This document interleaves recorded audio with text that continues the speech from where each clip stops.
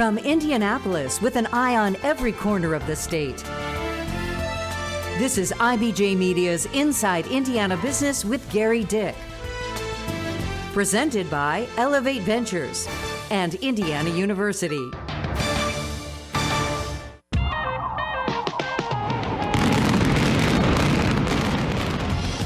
An implosion setting off an economic explosion in Evansville. From rolling on the river to transform the banks of the Ohio into a regional gem, to driving electric vehicle growth at Toyota's massive plant in Princeton. Plus, the timeline for building a new bridge connecting Southwest Indiana to Kentucky. Also, challenges to get more flights into and out of Evansville's regional airport. And what the Pocket City's historic baseball stadium has in common with Wrigley and Fenway. Hello and welcome to Inside Indiana Business. I'm Gary Dick, coming to you this week from the banks of the Ohio River in downtown Evansville, Indiana's third largest city. This, of course, a center for business activity. There you see one of the many barges cruising along the Ohio River here. But it is also a center for corporate entertainment, arts and culture, and healthcare in the region, Southwest Indiana. We are here this week as part of our Engage Indiana series. This Engage Southwest Indiana, the first of 7 regional events around the state of Indiana. It is a partnership among the Indiana Economic Development Corporation, IBJ Media, and Inside Indiana Business. And our event this week attracted more than 400 business, academic, and community leaders to the Old National Events Plaza for a discussion on key events, key issues driving the regional economy. Indiana Secretary of Commerce Brad Chambers says he's impressed with the momentum here in Southwest Indiana. It starts with people, and product comes into it, and that generates prosperity. But the people in Evansville, the people in Southwest Indiana, you can see the community leadership. Everybody gets involved. Everybody's focused. Everybody's working hard to raise up the tides down in Evansville, in this part of the state. And joining me now with a look at the state of the Evansville area economy, pleased to welcome to the show, as always, Evansville Mayor Lloyd Winnecke. Lloyd, thanks for joining us. Thanks for being on the riverfront with us. Well, along a changing riverfront, indeed, a lot of quality of life projects taking place here. We're going to talk about riverfront development in a moment, but give us your take on the state of the economy, the state of business in Evansville. I think the state of the economy and the state of business in Evansville and the Evansville region is overall very strong. We weathered the pandemic as well as just about any region, I would say probably in the Midwest, if not the entire country. The EREP team and the business leadership team in our community is laser focused on talent attraction and recruitment, and I think that laser focus has really kept us keep our eye on the ball. I want to talk about a project now that's getting a lot of attention. It kind of came into focus here with a boom, literally. The 5th and Main project, Mayor Winnecke. This was once the tallest building in Evansville, the tallest building for more than 100 miles. Right.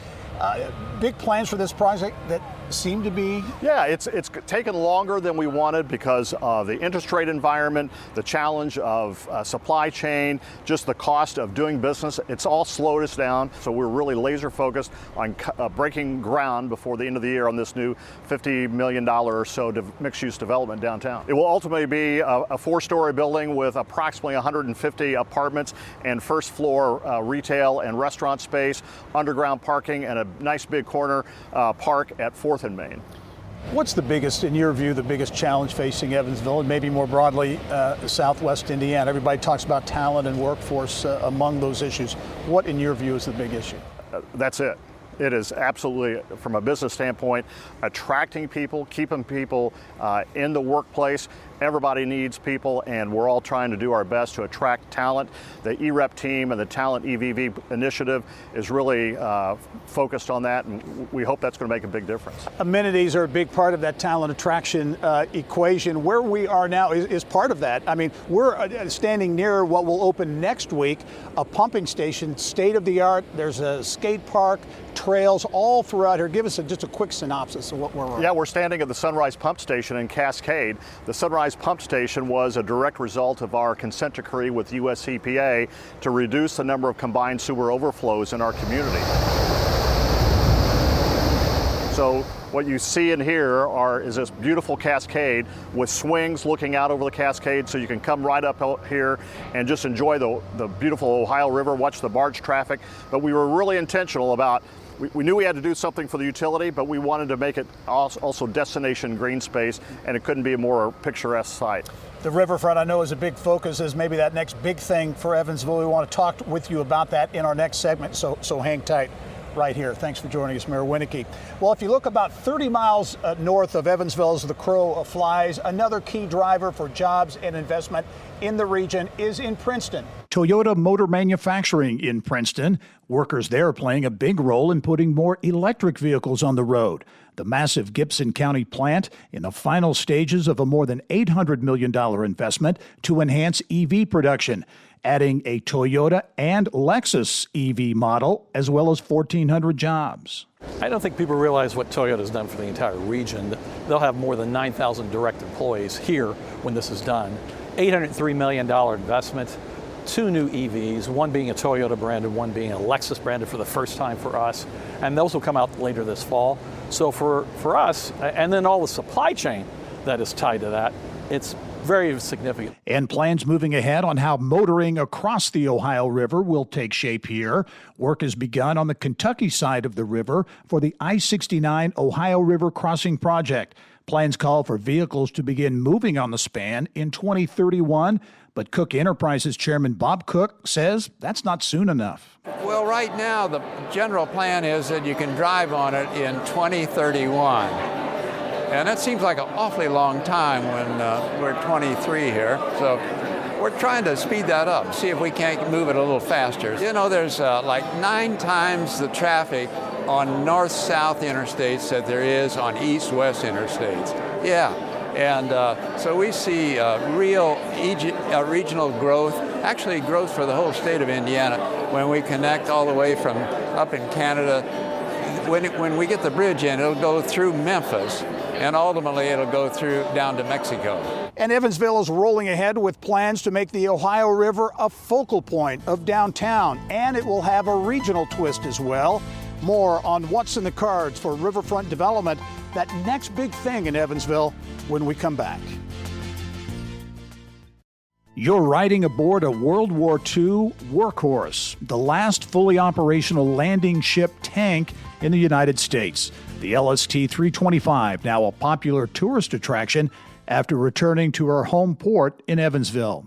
Certainly the Ohio River, a key focus for that next big thing here in Evansville in southwest Indiana. Mayor Winnecke, as you look at riverfront development, it's more than a conversation now. That things are beginning to formulate around what ultimately this riverfront could look like and how it could impact downtown Evansville. Absolutely. A year ago, we rolled out our brand new vision for the future. It's called River Vision, and it's a total reimagination of the riverfront as you know it, changing traffic patterns from 2 lanes in each direction to 1 lane with a center turn lane, building out over the concrete amphitheater that's been in place since the late 70s, early 80s, since late 90s, I guess, and creating intentional space for seasonal kiosk, public art, and then creating new mixed-use developments on multiple blocks that oversee the Ohio River.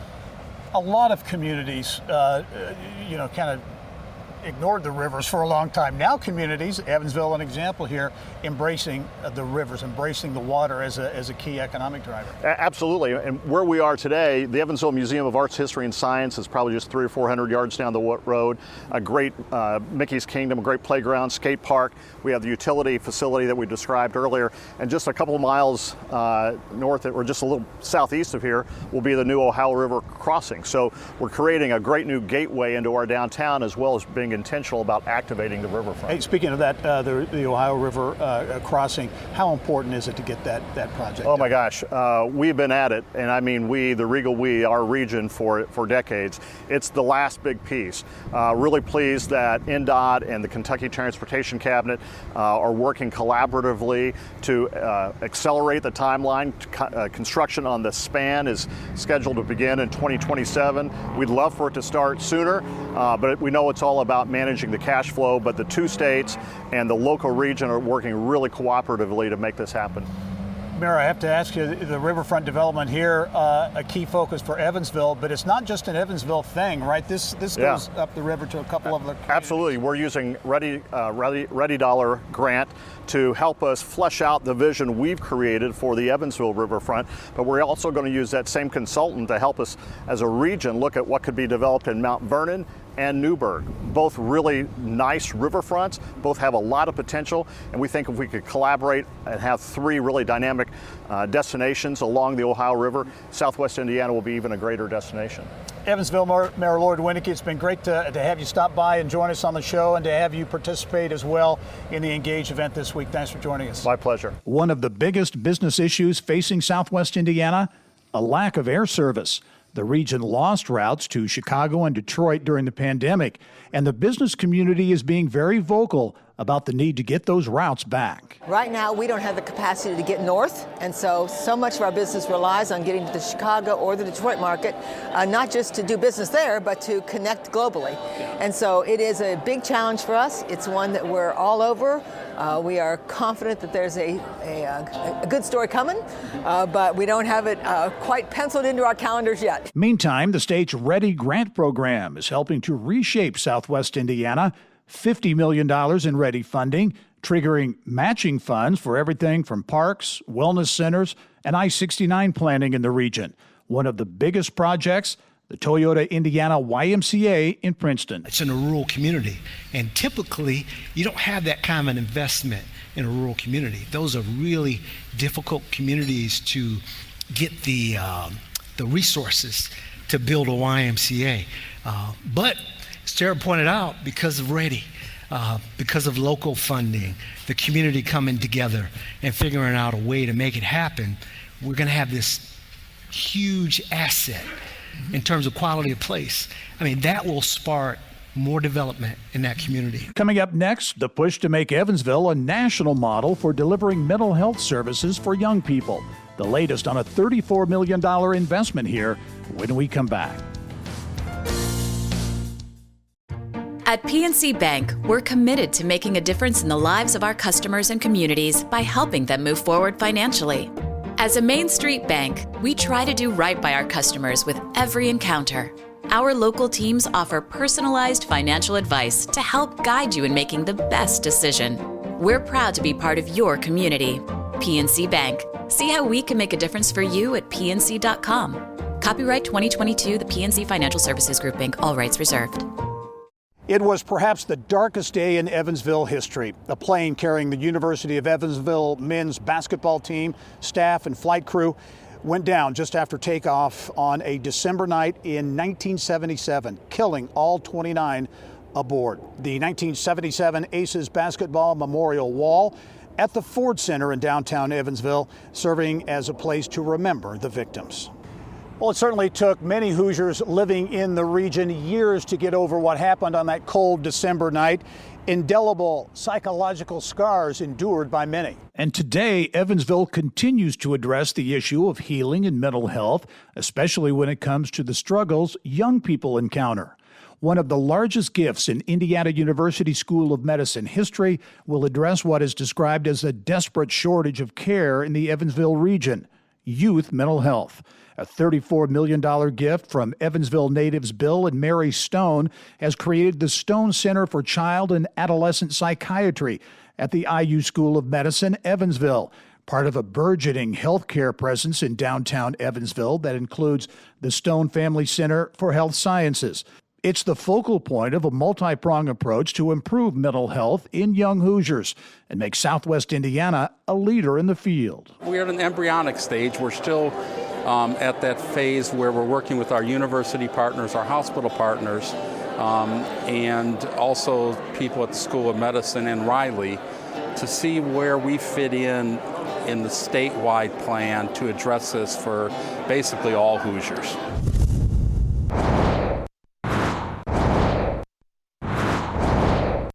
Here's what's making news around Indiana, brought to you by the Indiana Association of Realtors, Indiana's 21,000 realtors, the neighbors you know, the experts you can count on. Well, there's certainly more news happening around Indiana, including a strategic vision for IU Indianapolis. Some news from IU President Pam Whitten. And for more on that and what's happening around Indiana, let's send it back to the studio now and Mary Rachel Redmond. Gary, actually, it's so nice outside. We decided to get a little bit of sunshine out here on the Circle.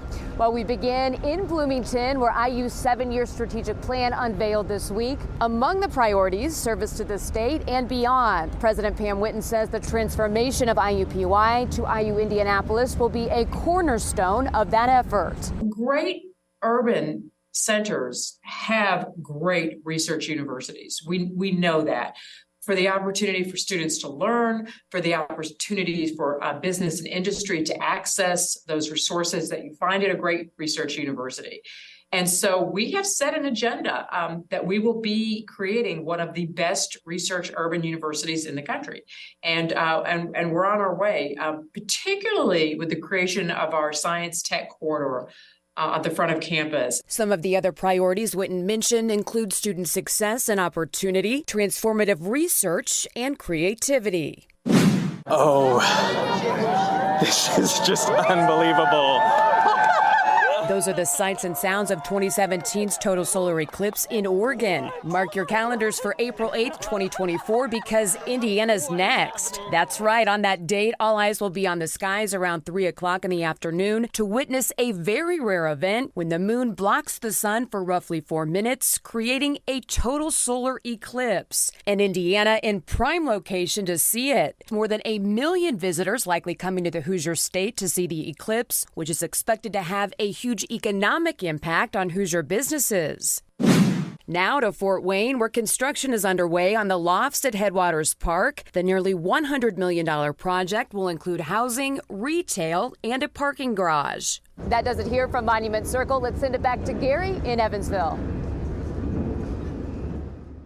All right, Mary Rachel, thank you. Well, certainly education is a key economic driver in Southwest Indiana. An engineering mind with a passion for research and technology and a soft spot for ice cream. That all sums up, in part, how Mung Chiang is wired.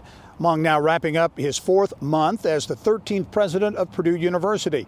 He's my guest this week on the Business and Beyond podcast. Born in China, he immigrated through Hong Kong. He was educated at Stanford with an extensive background as a tech innovator and researcher in both the public and private sectors. Mung's style of leadership based on a simple foundation. It's always the who before the what. That's what I learned serving in Washington, D.C., what I learned as a startup person, co-founder and the CEO of companies. That's what I learned, frankly, also as a professor. Whether it's teaching, you need a whole team, including TAs, teaching assistants, or research. You need your PhD students and postdocs. It's always about the whole team. Mung Chiang, his passion for Purdue, his family, and ice cream. It's all on the next Business and Beyond podcast. It starts Monday at InsideIndianaBusiness.com. Well, coming up, what you may not know about Evansville that you probably should, including its baseball stadium and what it has in common with Wrigley Field and Fenway Park. That's when we come back.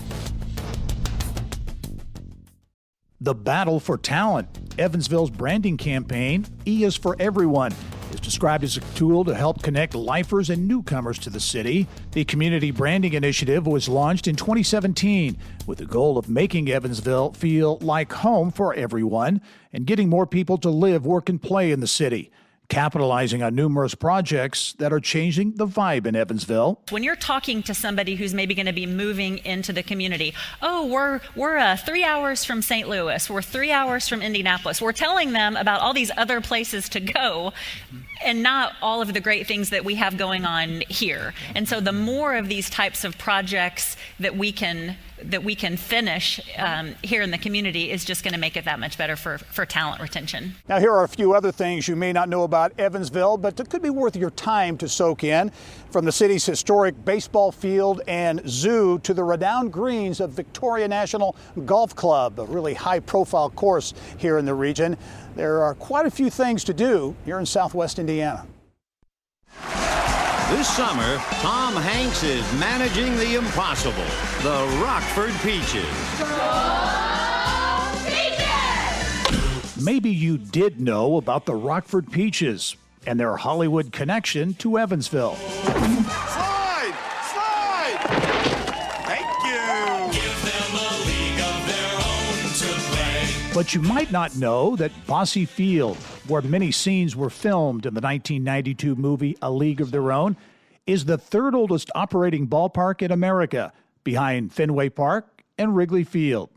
Bosse's address, 23 Mattingly Way. There it goes.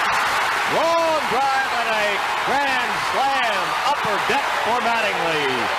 The birthplace to Evansville's real-life baseball superstar, Yankee great Don Mattingly, who still knows home is where the heart is. Home is home. Home's where your family is. It's where you grew up. When you come home, you have a different feeling. It takes you back, I think, into your childhood and a time that's simpler in your life. Baseball is not the only game in town. There's also a big Evansville tie to Indiana's racing heritage. Lady and gentlemen, start your engine. Indianapolis Motor Speedway matriarch, the late Mary Fendrick Coleman, grew up in the Pocket City, her family lighting up one of the largest cigar factories in the world back in the day. They also know how to celebrate in Evansville. The West Side Nut Club hosts one of the largest street festivals in the United States. The first zoo built in Indiana, in Evansville, Mesker Park. It's been attracting animal admirers since 1924. Evansville and education, also on the same page. The Signature School, ranked as best charter high school in the nation by U.S. News and World Report. Southwest Indiana's long history in coal mining, now a place for golfers to tee off. The Victoria National Golf Club in Newburgh has played host to some of the world's top golfers. And where in the world is the largest urban forest in the United States? Wesselman Woods in Evansville. The Crescent City, Evansville, the anchor of Southwest Indiana, where E is for everyone. I'm Gary Dick. Thanks for joining us. We'll see you next week.